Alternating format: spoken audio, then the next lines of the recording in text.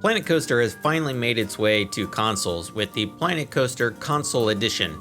Console Edition is more or less the same game as the PC version, except the controls and UI have been completely revamped for use with a controller. I'm playing on the PS4 version, but it should be noted that the PlayStation and Xbox versions are nearly identical with the exception of controller inputs.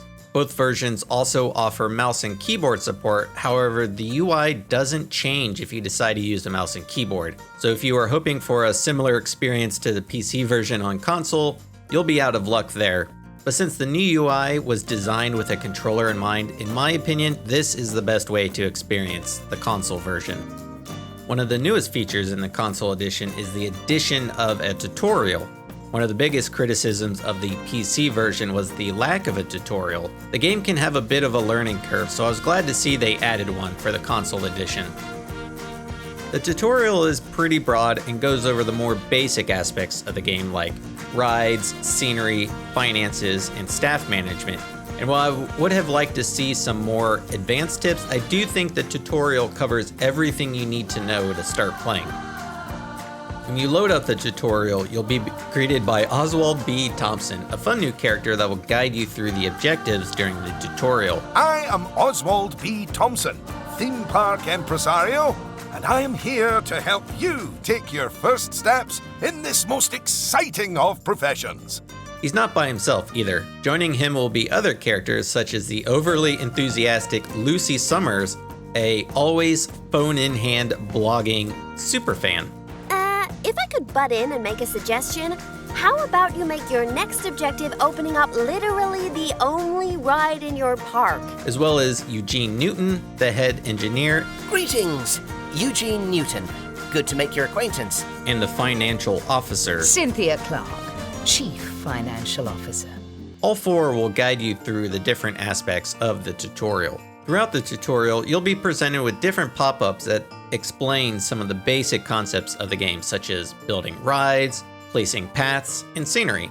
Once you've completed the first tutorial, you can stay in the park and try to build it up even more, or you can go to the next tutorial, where you get to spend some time with Eugene in his development facility.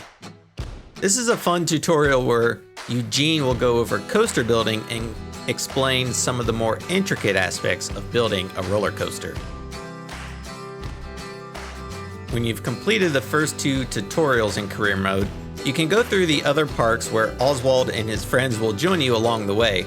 So even if you've played through these on the PC version, I think it's worth going through them again, if just to hear the characters banter with each other, since this is a completely new addition to the console version.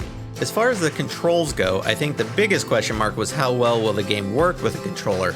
And I can say that it's extremely intuitive, and I think new players as well as players from the PC version will have no problem jumping right in.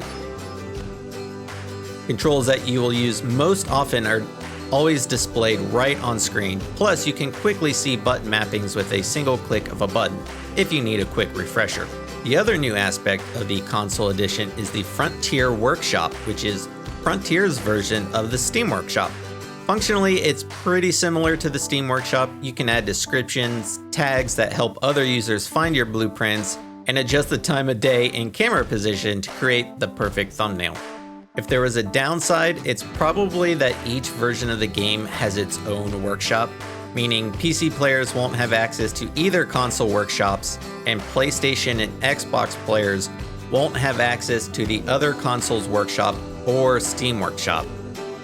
However, I absolutely love the UI for the Frontier Workshop, and I kind of wish they would bring that to the PC version of the game, as I think it's a big improvement over the Steam Workshop. Overall, I've had a lot of fun with the console edition, and I think Frontier did an excellent job bringing it from PC to consoles.